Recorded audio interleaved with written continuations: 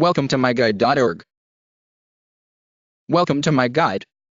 In this guide, we will learn how to create a list view chart in Salesforce Lightning. Click the Opportunities tab. Select a list view from here. Select all opportunities. Click on Charts icon. In the Charts panel that appears, click the gear icon. Select New Chart.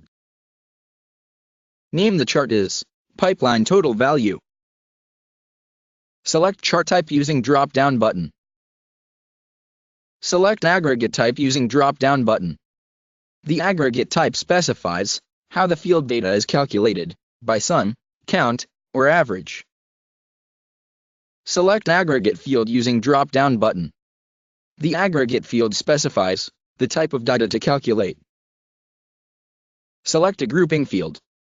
The Grouping Field labels the chart segments. Click on Save. List view has been created. Scroll your recently created chart to see all its fields. Thank you from MyGuide.org.